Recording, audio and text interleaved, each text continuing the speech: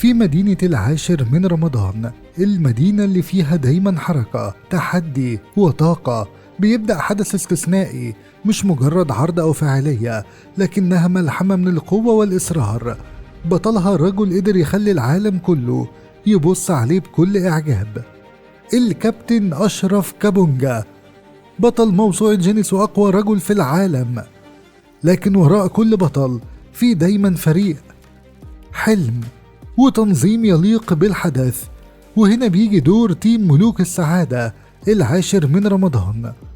مش مجرد مجموعة شباب، دول طاقة إيجابية بتتحرك، فريق هدفه يفرح الناس، ينظم ويحول أي فعالية إلى تجربة استثنائية، من أول التجهيزات، الإضاءة، التريلا، لحد تفاصيل التنظيم.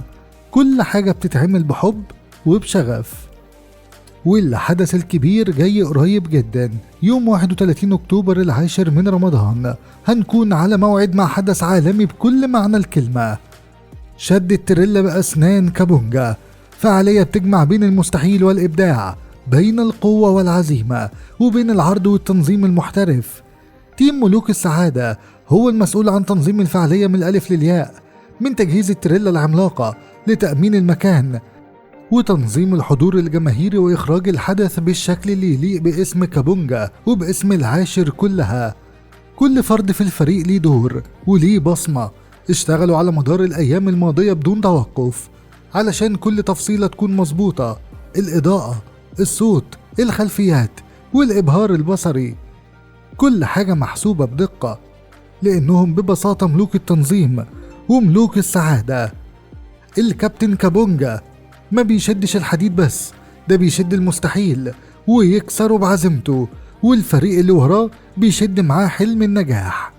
خطوة بخطوة العاشر من رمضان مش بس هتكون شاهدة على حدث فريد، لكن كمان هتشهد ان في شباب عنده طموح، إصرار، وقدرة على إنجاز الكبير مهما كانت الإمكانيات.